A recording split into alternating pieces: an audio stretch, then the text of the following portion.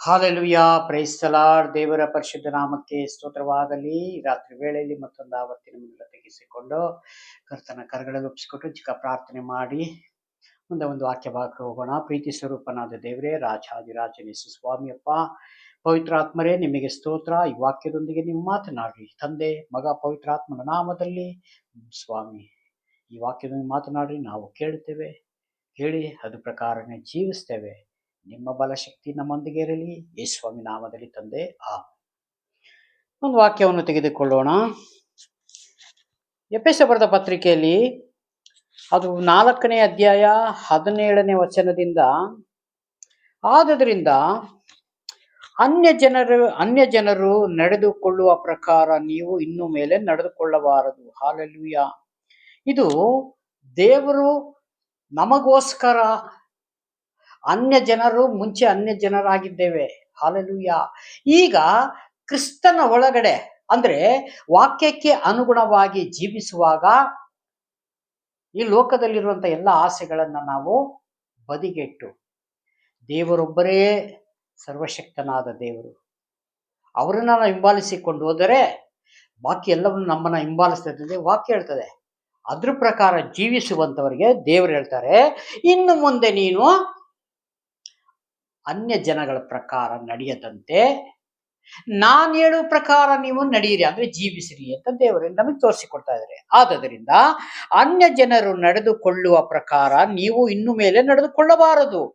ಕರ್ತನಲ್ಲಿ ಇರುವವರಾಗಿ ನಿಮಗೆ ಖಂಡಿತವಾಗಿ ಹೇಳುತ್ತೇನೆ. ಹಾಲೆಲೂಯಾ.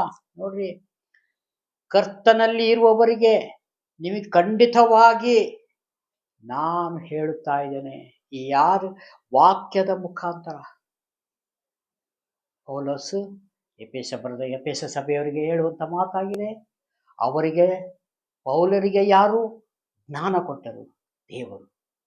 ಅದೇ ದೇವರು ಇವತ್ತು ನಮ್ಮೊಂದಿಗೆ ಮಾತನಾಡ್ತಾ ಇದ್ದಾರೆ. ಹಾಲೆಲೂಯಾ. ಏನು ಮಾತನಾಡ್ತಾ ಇದ್ದಾರೆ?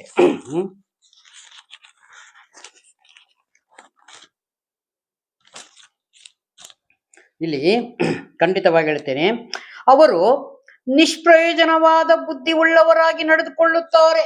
ಹಾಲೆಲೂಯಾ. ನಿಷ್ಪ್ರಯೋಜನ ಒಂದು ಅವರಲ್ಲಿ ಮಾಡುವಂತ ಕೆಲಸದ ಯಾವುದು ದೇವರಿಗೆ ಇಷ್ಟ ಇಲ್ಲದ ಕೆಲಸ.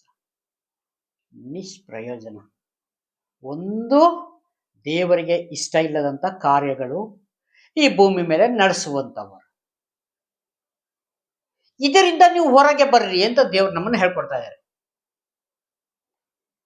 ನಾವು ಭಾನುವಾರ ಪ್ರಾರ್ಥನೆ, ಆಲಯದಲ್ಲಿ, ವಾಕ್ಯಗಳಲ್ಲಿ ಪ್ರತಿಯೊಂದರಲ್ಲೂ ದೇವರಲ್ಲಿ ಬೆಳೆದು ಬರ್ತಾ ಇದ್ದೇವೆ. ಹಲ್ಲೆಲೂಯಾ.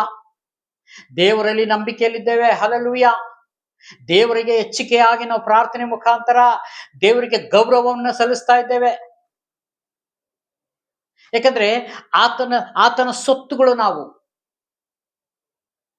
ನಾವೆಲ್ಲ ಕ್ರಾಯಕ್ಕೆ ಕೊಳ್ಳಲ್ಪಟ್ಟಿದ್ದೇವೆ. ನಾವು ಸ್ವಂತದವರ ಅಲ್ಲ, ನಾವೆಲ್ಲ ದೇವರಿಂದ ಉಂಟಾದವಂತವರು. ಹಾಗಾಗಿ ಈಗ ಒಬ್ಬ ಯಜಮಾನನು ಒಬ್ಬ ನೌಕರಿ ಕೊಟ್ಟಂದ್ರೆ ಆಳುಗಳು ಯಾರಿಗೆ ಗೌರವ ಕೊಡಬೇಕು? ಭೂಮಿ ಮೇಲೆ ಯಜಮಾನನಿಗೆ, ಒಬ್ಬ ಓನರಿಗೆ ಒಂದು ಗೌರವ ಕೊಡಬೇಕು. ನಮಗೆ ಕರೆದು ಉದ್ಯೋಗ ಕೊಟ್ಟಿದ್ದಾರೆ, ನಮಗೆ ತಿಂಗಳ ಒಂದು ಸ್ಯಾಲರಿ ಕೊಡ್ತಾ ಇದ್ದಾರೆ, ಒಳ್ಳೆ ಆತ್ಮಿಕವಾಗಿ ಒಳ್ಳೆ ರೀತಿಯಾಗಿ ನಮ್ಮ ಹತ್ರ ಮಾತನಾಡ್ತಾರೆ. ಅವ್ರ ಬಿಸ್ನೆಸ್, ಅವ್ರ ಕಂಪನಿ ಚೆನ್ನಾಗಿರ್ಲಿ ಅಂತ ಅವ್ರ ಕೈ ಇರುವಂತವರು ಅವರಿಗೆ ಒಂದು ದೇವರಲ್ಲಿ ಒಂದು ಹೆಸರು ತೆಗೆದುಕೊಂಡು ದೇವರಲ್ಲಿ ಪ್ರಾರ್ಥನೆ ಮಾಡೋದಿಲ್ವೋ? ಆದರೆ ಆತನು ಮನುಷ್ಯನಾಗಿದ್ದಾನೆ, ನಿಜ. ಆದರೆ ನಿಮ್ಮನ್ನ ಉಂಟು ಮಾಡಿದ ದೇವರಿಗೆ ನಾವು ಇನ್ನೆಷ್ಟು ಗೌರವ ಕೊಡಬೇಕು. ಹಲ್ಲೆಲೂಯಾ. ಅದಕ್ಕೆ ದೇವರು ಧರ್ಮೋಪದೇಶ ಕಾಂಡದಲ್ಲೂ ಮತ್ತೆ ವಿಮೋಚನಾ ಕಾಂಡದಲ್ಲೂ ದೇವರು ಹೇಳ್ತಾರೆ, ನನಗೆ ಸಲ್ಲತಕ್ಕ ಗೌರವವನ್ನ ಮತ್ತೊಬ್ಬರಿಗೆ ಸಲ್ಲಗೊಡಿಸಿ. ಹಲ್ಲೆಲೂಯಾ. ಅವಾಗ ನಾವು ಭೂಮಿ ಮೇಲೆ ನಾವು ಯಾವುದಕ್ಕೆ ಗೌರವ ಕೊಡಬೇಕು? ಏನಾದ್ರು ಸಹೋದರಿ ಯಾವುದಕ್ಕೆ ಗೌರವ ಕೊಡಬೇಕು? ನಮ್ಮನ್ನು ನಾವು ಪರೀಕ್ಷೆ ಮಾಡಿಕೊಳ್ಬೇಕು. ಈ ಲೋಕದಲ್ಲಿರುವಂತಹ ಭೋಗಗಳಿಗೆ ನಾವು ಪ್ರೀತಿಸ್ತಾ ಇದ್ದೇವಾ? ಅದಕ್ಕೆ ನಾವು ಇಷ್ಟಪಡ್ತಾ ಇದ್ದೇವಾ? ಹಾಗಾದ್ರೆ ದೇವರಲ್ಲಿ ನಾವು ನಂಬಿಕೆ ಕಡಿಮೆ ಆಗಿದೆ ಅಂತ ಅರ್ಥ. ಇದನ್ನೆಲ್ಲ ಬದಿಗಿಟ್ಟು ದೇವರ ವಾಕ್ಯದಲ್ಲೂ ಪ್ರಾರ್ಥನೆಯಲ್ಲೂ ಭಾಗವಹಿಸಿಕೊಂಡು ಆತನೊಬ್ಬನೇ ಸರ್ವಶಕ್ತನು, ಭೂಪರಲೋಕಗಳ ಒಡೆಯನೇ, ಸಕಲ ಸೃಷ್ಟಿಗೂ ಯಜಮಾನನೇ, ಸಕಲ ಸೃಷ್ಟಿಗೂ ಯಜಮಾನನೇ, ನೀವೊಬ್ಬರೇ ಆರಾಧನೆಗೆ ಯೋಗ್ಯರು, ನೀವೊಬ್ಬನೇ ಸ್ವಾಮಿ ದೇವರು ಎಂಬುದಾಗಿ ನಾವು ಯಾರು ಭಕ್ತಿಯಿಂದ ಇರುವಂತವರು, ತನ್ನ ಪ್ರಜೆ, ಅವರು ಆದುಕೊಂಡ ಪ್ರಜೆಗಳು ನಾವು ನೀವಾಗಿದ್ದೇವೆ. ಇದು ಯಾವಾಗ ಈ ರೀತಿಯ ಗೌರವವನ್ನು ದೇವರಿಗೆ ಸಲ್ಲಿಸ್ತೇವೋ ನಿಜವಾಗಲೂ ಪರಲೋಕದಲ್ಲಿ ದೇವರು ತುಂಬಾ ಸಂತೋಷ ಪಡ್ತಾರೆ. ನಾನು ಆದುಕೊಂಡ ಜನಾಂಗಗಳು ನನ್ನನ್ನೇ ಆರಾಧಿಸುತ್ತಾರೆ, ನನ್ನ ಮಾತಿನ ಮೇಲೆ ನಡೀತಾರೆ, ಇವರಿಗೆ ಯಾವ ಕೊರತೆನೂ ಬರದಂಗೆ ನಾನು ನಡೆಸ್ತೇನೆ. ಆದರೆ ಕಷ್ಟ, ದುಃಖ, ರೋಗ, ಸಮಸ್ಯೆಗಳು ನಿಮ್ಮ ಮಧ್ಯದಲ್ಲಿ ಇದೆ, ಆದರೆ ಅದನ್ನ ಜಯಿಸಲಿಕ್ಕೆ ನಿಮಗೆ ಬಲಶಕ್ತಿ ನಾನೇ ಕೊಡುವುದು. ಹಲ್ಲೆಲೂಯಾ. ಇವತ್ತೆಷ್ಟೋ ಜನ ರೋಗ, ಸಮಸ್ಯೆಗಳು, ಹಣದ ವಿಷಯದಲ್ಲೂ, ಸ್ವಂತ ಪರ್ಸನಲ್ ಪ್ರಾಬ್ಲಮ್ ಎಲ್ಲ ಇದೆ, ಅನ್ಯರಲ್ಲೂ ಇದೆ, ದೇವರ ಮಕ್ಕಳಲ್ಲೂ ಇದೆ. ಹಲ್ಲೆಲೂಯಾ. ಆದ್ರೆ ಕೆಲವರು ಇದು ಸಾಕಪ್ಪ ಅಂತೇಳಿ ಬೇಕಾದಷ್ಟು ಜನ ದೇಶ, ಊರುಗಳು, ದೇಶಗಳನ್ನ ಬಿಟ್ಟು ಹೋಗಿದ್ದುಂಟು, ಈ ಲೋಕ ಬಿಟ್ಟಿದ್ದವರುಂಟು. ಆದರೆ ಇದರಲ್ಲಿ ದೇವರ ಮಕ್ಕಳಿಗೆ ನಿಜವಾಗಲೂ ದೇವರ ಅದೇ ಸಮಯದಲ್ಲಿ ಕಾಪಾಡು. ನೀನೆಲ್ಲ ಕಷ್ಟಗಳ ಕೈ ಮೀರಿ ಹೋಗಿದೆ, ನಿನಗೆ ಏನೂ ಮಾಡ್ಲಿಕ್ಕೆ ಸಾಧ್ಯವಿಲ್ಲ, ಎಲ್ಲ ಖಾಲಿ ಆಯ್ತು,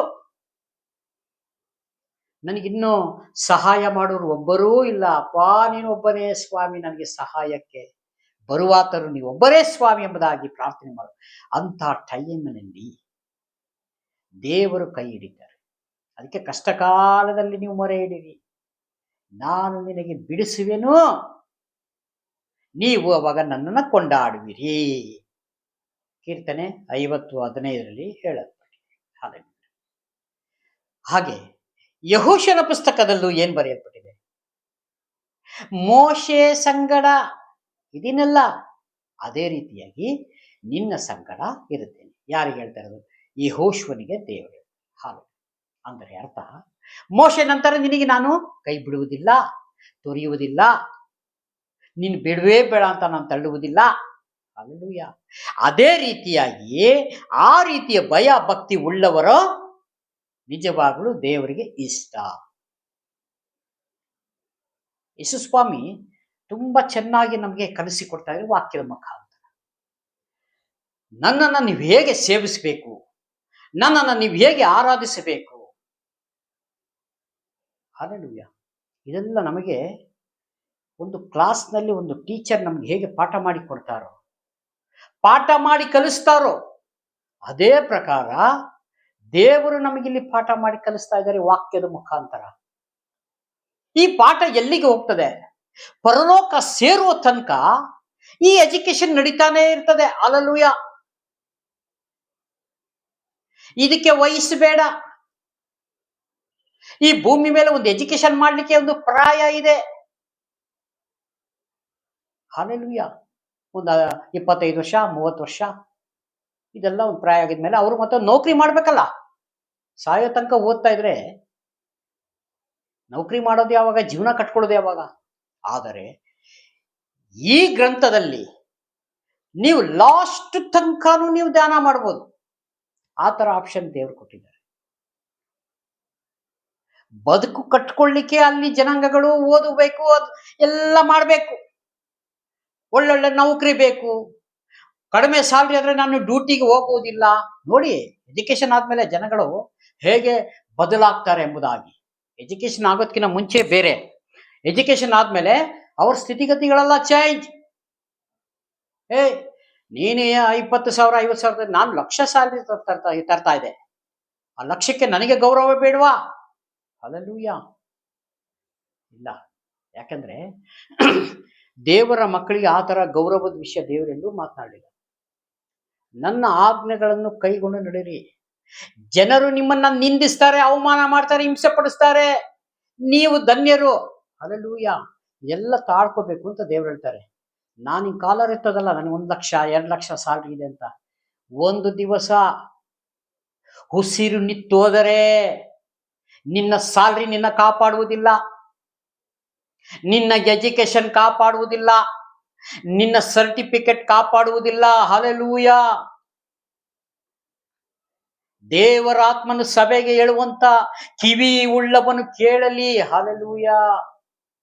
ನಾನು ಯಾಕೆ ಈ ಮಾತು ಹೇಳ್ತಾ ಇದ್ದೇನೆ ಅಂತ ಹೇಳಿದ್ರೆ, ದೇವರಿಗಾಗಿ ಜೀವಿಸಿರಿ. ಈ ಲೋಕದಲ್ಲಿ ಯಾವ ಸಂಪತ್ತು, ಯಾವ ಆಸ್ತಿ, ಇದು ಯಾವುದು ನಮಗೆ ಸ್ಥಿರ ಅಲ್ಲ. ಯಾಕಂದ್ರೆ ಲಾಜರ್ನು ಐಶ್ವರ್ಯವಂತನ ನೋಡುವಾಗ ಚೆನ್ನಾಗಿ ಗೊತ್ತಾಗ್ತದೆ ನಮಗೆ ಯಾರು ಅಬ್ರಾಮನ ಹೆದೆಗೆ ಒರಗಿದ್ರು, ಯಾರು ಪಾತಾಳಕ್ಕೆ ಹೋದ್ರು ಎಂಬುದಾಗಿ. ಹಲ್ಲೆಲೂಯಾ. ಸಕಲ ವೈಭವಗಳಿಂದ ಎಲ್ಲ ತುಂಬಿದ ಆ ರಾಜನು ಅವನು ಕಾಲಡಿಯಲ್ಲಿ ಕೂತ್ಕೊಂಡು ಮೇಜಿನ ಮೇಲೆ ಬೀಳ್ತಿರೋದು ರೈಸು, ಅನ್ನ, ಎಲ್ಲ ರೊಟ್ಟಿ ಎಲ್ಲ ತೆಗೆದುಕೊಂಡು ಲಾಜರ್ ಊಟ ಮಾಡ್ತಿದ್ದ. ಹಲ್ಲೆಲೂಯಾ. ಆದರೆ ಅವನು ಈ ಭೂಮಿ ಮೇಲೆ ಭಿಕ್ಷುಕನಾಗಿದ್ದ, ಗಾಯವುಳ್ಳವನಾಗಿದ್ದ, ರೋಗವುಳ್ಳವನಾಗಿದ್ದ. ಆ ಟೈಮಲ್ಲಿ ಅವನಿಗೆ ಯಾರು ಸೇವೆ ಮಾಡಲಿಲ್ಲ, ಆತನನ್ನು ಹಾಗೆ ಬಿಟ್ಟು ಬಿಟ್ರು. ಹಲ್ಲೆಲೂಯಾ. ಆ ಶ್ರೀಮಂತನು ಸತ ಆತನಿಗೆ ಏನೂ ಮಾಡಲಿಲ್ಲ, ಉಣ್ಣಕ್ಕೂ ಕೊಡಲಿಲ್ಲ. ಯಾರಾದ್ರೂ ನಿಮ್ಮಲ್ಲಿ ಯಾರು ಅಂತವ್ರು ಇದ್ದೀರಾ? ನೀವು ಸ್ವಂತ ಊಟ ಮಾಡುವುದನ್ನ ಬಿಟ್ಟು ಮತ್ತೊಬ್ಬರಿಗೆ ಕೊಡಿರಿ, ನಿಮ್ಗದು ಆಶೀರ್ವಾದ. ಹಲ್ಲೆಲೂಯಾ. ಬಂದವರಿಗೆ ಒಂದು ಅಡುಗೆ, ನಮಗೆ ಒಂದು ಅಡುಗೆ, ಆ ಥರ ತಾರತಮ್ಯ ಯಾರು ಮಾಡಬಾರ್ದು. ದೇವರ ಮಕ್ಕಳಿಗೆ ಹೇಳ್ತಾ ಇದ್ದೀನಿ, ನಮ್ಮಲ್ಲಿ ಗಂಜಿ ಇದೆಯಾ, ಆ ಗಂಜಿ ಕೊಡ್ರಿ, ಆಶೀರ್ವಾದ. ನಿಮ್ಮಲ್ಲಿ ಬಿರಿಯಾನಿ ಇದೆಯಾ, ಅದನ್ನು ಊಟ ಕೊಡ್ರಿ, ಆಶೀರ್ವಾದ. ಅಯ್ಯೋ ನಾವು ಮಾಡಿಟ್ಕೊಂಡಿದ್ದೀವಿ, ನಾವು ಅವ್ರು ಹೋದ್ಮೇಲೆ ಊಟ ಮಾಡೋಣ, ದಯಮಾಡಿ ಪ್ಲೀಸ್ ಆ ಥರ ಮಾಡಬೇಡಿ. ದೇವರ ಮಕ್ಕಳಿಗೆ ಮಾತ್ರ. ಬೇರೆಯವ್ರು ಮಾಡ್ತಾರೆ ಬಿಡಿ, ಅದು ನಮಗೆ ಅವಶ್ಯಕತೆ ಇಲ್ಲ. ಇದು ಕ್ರಿಸ್ತನಲ್ಲಿ ಇರುವಂತವರಿಗೆ. ನಮ್ಮ ಬುದ್ಧಿ ಜ್ಞಾನ, ನಮ್ಮ ತಿಳುವಳಿಕೆ ಹೇಗಿರ್ಬೇಕು, ದೇವರು ಅದನ್ನೇ ನಮ್ಗೆ ಕಲಿಸಿಕೊಡ್ತಾರೆ. ನೀವೆಲ್ಲರಿಗೂ ಪ್ರೀತಿಯಿಂದ ಕಾಣಿರಿ, ಗೌರವವನ್ನ ಕೊಡ್ರಿ. ಈ ಭೂಮಿ ಮೇಲೆ ಒಬ್ಬ ಮನುಷ್ಯನಿಗೆ ಗೌರವ ಕೊಟ್ಟಿಲ್ಲ ಅಂದ್ರೆ ಪರಲೋಕದಲ್ಲಿರುವ ತಂದೆಗೆ ಹೇಗೆ ಗೌರವ ಕೊಡ್ತೀನಿ ನೀನು? ಹಲ್ಲೆಲೂಯಾ. ನಿನ್ನ ಆಸ್ತಿ ಅಂತಸ್ತು ಏನು ಬರಲ್ಲ ಪ್ರಿಯನಾದ ಸಹೋದರ ಸಹೋದರಿ. ಎಲ್ಲ ಒಂದು ದಿವಸ ಇಲ್ಲಿ ನೀರಿನಲ್ಲಿ ಹೋಮ ಮಾಡಿದ ರೀತಿ ಬಿಟ್ಟು ಹೋಗ್ಬೇಕು. ಹಲ್ಲೆಲೂಯಾ. ಅದಕ್ಕಾಗಿ ನಂದು ನಂದು ನಂದು ಅಂತ ಯಾರೂ ಹೋಗ್ಬೇಡ್ರಿ.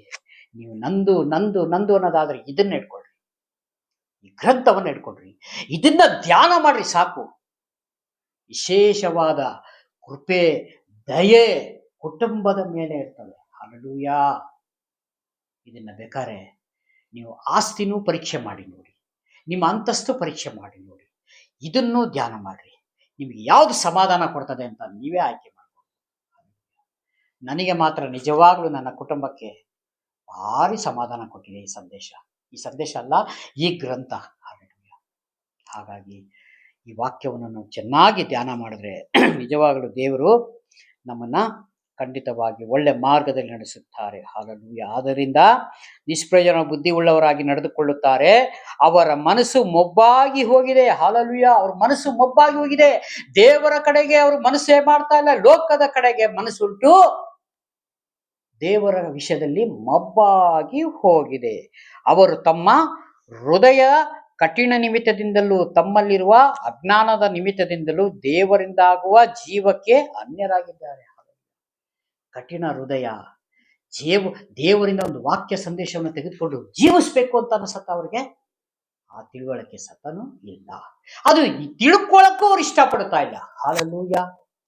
ಹಾಗಾಗಿ ಈ ಕೊಟ್ಟಂತ ಸಂದೇಶಕ್ಕಾಗಿ ಸ್ತೋತ್ರ. ಈ ಎಫೆಸ ಪತ್ರಿಕೆಯಿಂದ ನಾವಿನ್ನೂ ಅನೇಕ ಕಲೀಲಿಕ್ಕೆ ಉಂಟು. ನಾವು ಕೇಳಿ ಬಿಡುವುದಂತಲ್ಲ ಪ್ರಿಯನಾದ ಸಹೋದರ, ಪ್ರಕಾರ ಜೀವಿಸಲಿಕ್ಕೆ ಸಹಾಯ. ಪ್ರಾರ್ಥನೆ ಮಾಡಿಕೊಂಡು ಕಣ್ಮುಚ್ಚಿ ಪ್ರಾರ್ಥನೆ ಮಾಡಿಕೊಳ್ಳೋಣ. ದೇವರು ನಮ್ಮನ್ನೆಲ್ಲನೂ ಆಶೀರ್ವದಿಸಲಿ. ಪ್ರೀತಿ ಸ್ವರೂಪನಾದ ದೇವರೇ, ಯೇಸು ಸ್ವಾಮಿಯಪ್ಪ, ಮಹಿಮೆಯಾಗಲಿ. ಈ ರಾಜಾವೇ, ಈ ರಾತ್ರಿ ವೇಳೆಯಲ್ಲಿ ಸ್ವಾಮಿ ವಾಕ್ಯದೊಂದಿಗೆ ಮಾತನಾಡೋದಕ್ಕಾಗಿ ಸ್ತೋತ್ರಪ್ಪ. ಪವಿತ್ರಾತ್ಮರೇ, ನಿಮಗೆ ಕೋಟಿ ಕೋಟಿ ವಂದನೆ ಸ್ವಾಮಿ. ಯಾರಾದ್ರೂ ಹಿಂಜಾರಿ ಹೋಗಿರುವಂತರಾದ್ರೆ ಸ್ವಾಮಿ, ಅವ್ರನ್ನ ಕೈ ಹಿಡಿದು ಮತ್ತೆ ಪುನಃ ಕರೆದು ಸ್ವಾಮಿ, ನಿಮ್ಮ ಸ್ವಾಮಿ ರಾಜ್ಯದಲ್ಲಿ ಸೇರಲಿಕ್ಕೆ ಈ ಭೂಮಿ ಮೇಲೆ ಅವರಿಗೆ ಕೃಪೆ ತೋರಿಸು, ದಾರಿ ತೋರಿಸು ರಾಜ. ಹಾಗೆ ಮಾಡಿದಕ್ಕಾಗಿ ಸ್ತೋತ್ರಪ್ಪ. ಈ ವಿಡಿಯೋ ಮುಖಾಂತರ ನೋಡುತ್ತಾ ಪ್ರತಿಯೊಂದು ಕುಟುಂಬಗಳನ್ನ ನೀನು ಆಶೀರ್ವದಿಸು, ಬಲಪಡಿಸು. ಯೇಸು ಸ್ವಾಮಿ ನಾಮದಲ್ಲಿ ತಂದೆ ಆಗಿದೆ. Praise the lord. ದೇವರೆಲ್ಲರನ್ನೂ ಆಶೀರ್ವದಿಸಲಿ. ಆಮೇನ್, ಆಮೇನ್.